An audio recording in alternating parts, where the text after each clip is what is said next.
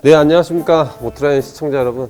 오늘은 이제 DCT, 건식과 습식 DCT에 대해서 알아보려고 합니다. 근데 DCT가 일단 뭔지 간단하게 설명드리면 듀얼 클러치 트랜스미션, 그러니까 클러치가 두 개라는 얘기인데, 그 옛날 미션은 1, 2, 3, 4, 5, 그러니까 이 각 단을 차단하고 안 하고를 한 녀석이 했다라고 보면은, 지금 DCT는 빨간색 클러치는 빨간색 단수만 출력 제어를 하는 거고, 파란색 클러치는 파란색 미션만 이제 담당하는 거예요. DCT는 일단 주행을 하고 있을 때 파란색이 다음 2단 기어를 넣어 놓은 상태에서 동력만 차단하고 있는 상태입니다. 그래서 이제 저희가 패들이나 시프트 업 레버를 눌렀을 때 빨간 클러치의 동력이 차단됨과 동시에 파란색의 클러치를 이어주는 거예요. 이게 DCT의 기본 원리고 많은 회사가 이렇게 씁니다. 변속 가는 속도가 빠른 게 아니라 클러치를 붙여주는, 떼고 붙이는 그게 빠른 거예요. 그러니까 DCT 미션들이 업이 빨라요. 업이 빠르다는 이유는 업을 한 다음에 다음 업을 하는 텀의 시간이 있어요. 그러니까 엔진 RPM이 내가 원하는 RPM이 올라갔을 때 다음 변속을 하듯이 그 RPM이 올라가는 시간 동안은 다음 단을 준비할 수 있습니다. 근데 다운 같은 경우는 보통 이렇게 다운을 하시는 분들이 있어요. 그렇게 다운을 하시는 분들이 DCT는 다운이 느리다라는 선입견이 있는데, 이 녀석이 다운을 하면서 계속 다운을 누르면 DCT가 기아를 넣는 체결 시간까지 필요하니까 체감상 느리다라고 인지하는 거예요. 그리고 보통 풀 브레이킹을 한 다음에는 2단계 이상 기어 단수를 내릴 때도 있는데, 매뉴얼 모드로 하면 감속이 다 끝난 상태에서 다운을 치니까 더 느리게 느껴지는 거죠. 근데 이걸 오토 모드로 했을 때 다운은 생각보다 느리진 않아요. 그러니까 사람이 조작하면서부터 느리다라고 인지를 하는 거지, 기계를 믿고 맡기면 느리다라고 생각은 안 해요.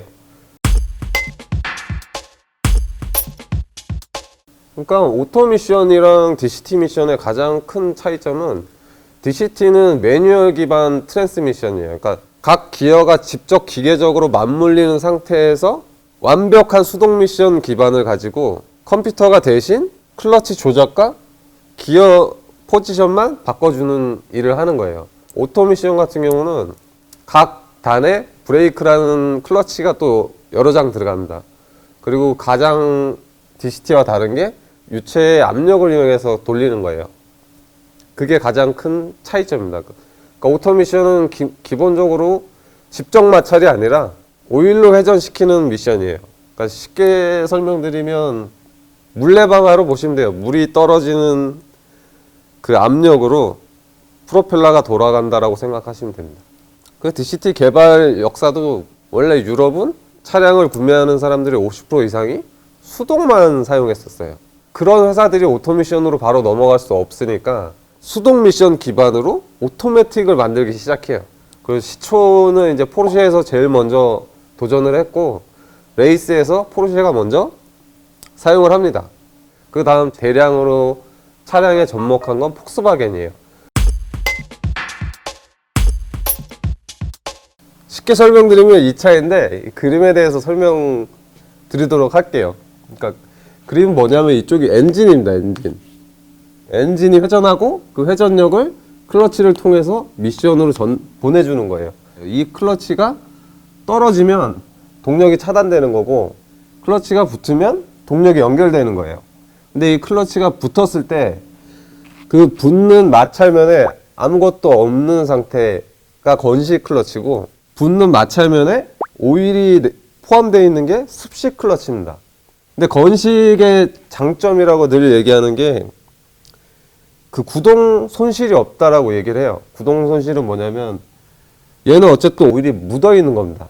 그러니까 오일이 계속 여기는 항상 미션으로 순환을 시키고 있어요. 그러니까 이 미션 안에는 오일 펌프도 있어야 되고, 오일을 냉각하기 위한 별도의 냉각 장치, 냉각 쿨러가 있어야 돼요. 건식은 한 장의 클러치를 사용하지만 습식은 여러 장의 클러치를 사용해요. 습식이 아무래도 더 무겁겠죠. 뭔가 무거운 거를 돌리는 것보다는 건식처럼 아무것도 없는 가벼운 거를 돌리는 게 기관한테는 연비나 그런 게 더 도움이 돼요. 아무래도 오일이 약간 묻어있는 클러치들은 약간의 슬립이 있어요. 약간의 슬립과 구동 로스가 있어요. 그 특히나 저RPM 주행 때는 펌프에서 오는 손실 때문에 건식이 더 저RPM 유지할 때 부드러워요. 차가 부드럽게 나간다는 느낌을 받고 그 연비가 더 좋습니다. 건식은 가벼워서 가볍고 그리고 기본적인 구성 부품 원리가 작으니까 차값이 저렴해요. 이게 지금은 반대 상황이에요. 지금은 습식의 연비가 더 좋습니다. 이론은 습식의 연비가 떨어지는데 실제적으로 지금 생산되는 모델들을 보면 건식에서 습식으로 바뀐 차들이 연비가 오히려 높아졌어요. 그리고 이제 반대로 건식의 장점만 얘기했는데 단점은 이 클러치 자체가 버틸 수 있는 온도가 보통 350도예요. 350도 이상 온도가 올라갔을 때는 그러니까 자체적으로 이제 림프 모드라고 출력 제한을 걸거나 마찰재가 다 소손되는 문제가 생겨요. 그래서 잦은 변속이나 과격한 주행을 하거나 엔진 자체의 퍼포먼스가 굉장히 높은 엔진에 적용하기에는 건식은 약간 무리가 있다는 게 현재의 평판. 지금 습식의 장점으로 넘어가면은 오일이 계속 순환하는 거예요. 이 펌프를 통해서 쿨러를 통해서 계속 순환하고 있기 때문에 건식 DCT에서 느꼈던 이제 잦은 변속이나 스포츠 주행에서 이 온도가 상승되는 거를 쿨링으로 막아줄 수가 있어요. 그리고 이 마찰재라고 하는 저희 압력판, 그러니까 클러치 자체의 소속률이 낮아요. 왜냐하면 오일로 보호하고 있기 때문에. 마찰재 내구성이 굉장히 높고 계속 지속적인 냉각을 해주기 때문에 스포츠 주행이나 이제 잦은 변속을 하는 그런 차량들한테는 굉장히 장점으로 오고 있어요. 그러니까 근데 저는 습식을 별로 안 좋아해요. 저는 개인적으로. 일단 무겁고 이 마찰재가 많이 들어간단 말이에요. 근데 실제로 이 플라이 휠이랑 이 클러치 시스템은 둘이 비교하면 2배 이상 무게 차이가 나요. 그러니까 레이스에서는 아예 적용 못 할 것 같아요. 근데 제가 볼 땐 이 클러치를 제어하는 유닛에 이제 계산하기가 굉장히 어렵고 변수가 너무 많기 때문에 건식이 지금 제가 볼 때 사장되는 분위기에 건식 클러치 자체가. 근데 제가 느낄 때는 건식 클러치를 잘만 사용한다면 지금의 습식보다 더 나을 것 같아요. 그리고 이 건식의 대표 주자가 게트락이라는 미션 회사가 있는데 게트락 미션 같은 경우는 조금 재밌는 에피소드지만 그러니까 게트락은 이 습식 DCT를 엄청나게 욕했어요. 욕한 이유가 제가 아까 말씀드린 습식의 단점을 모두 이야기하면서 비웃었고 심지어 높은 토크를 대응할 수 없다라는 것 자체도 게트락에서는 너희들이 못 만드는 거지 대응이 안 되는 게 아니다고. 실제로 예전 데모 미션 같은 경우는 160 토크를 버틴 미션도 개발을 했었어요. 그리고 그게 습식보다 더 작았고 습식 대비 더 높은 토크를 대응하면서 더 작으면서 더 가벼웠습니다. 그래서 게트락은 계속 건식을 개발할 거라고 발표를 했었어요. 근데 그 발표를 하고 2년 만에 습식을 개발해요. 게트락에서. 그러니까 게트락도 이 변수 계산이 너무 어렵다 보니까 중간에 포기한 것 같아요. 근데 게트락에서 만든 습식 DCT는 자기네가 만든 건식 DCT보다 더 가볍고 연비도 4% 이상 높아졌고 그리고 이 내구성을 더 높게 만들었어요. 그래서 지금 습식이 지금 DCT는 최강자이긴 합니다. 근데 제가 볼 때는 이 DCT 미션이 조만간 그냥 오토 미션으로 되돌아갈 것 같긴 해요, 사실. 그 이유는 일단 이제 습식 DCT만 누릴 수 있었던 고토크 그리고 스포츠성 주행, 잦은 변속 이게 일단 엔진의 기본 퍼포먼스 자체가 굉장히 높은 엔진을 커버할 수 있는 게 습식 DCT였는데 지금 모든 회사가 다운사이징을 하고 있어요. 그러니까 모든 자동차 회사들이 낮은 토크의 엔진만 생산하고 있는 시기입니다, 사실. 그러다 보니까 이 습식 DCT의 퍼포먼스가 더 이상 필요가 없어요.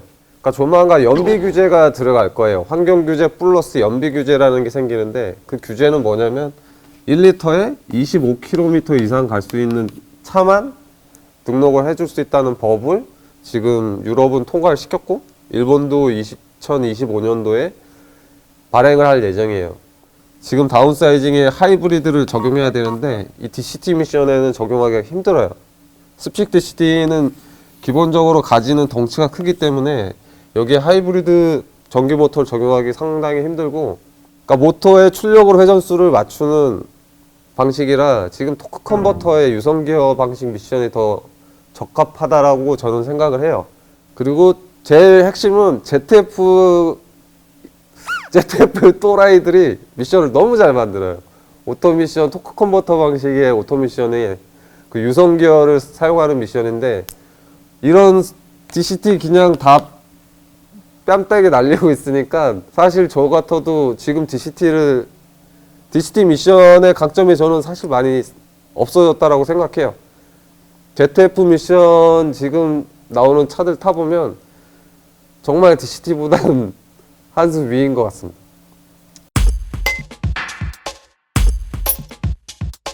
그러니까 미션을 만든다고 해서 그러니까 습식 DCT 잘 쓰던 거를 다른 엔진, 다른 회사에 적용했을 때 그 미션 퍼포먼스가 그대로 나올 거라고 생각하는 건 오산이에요.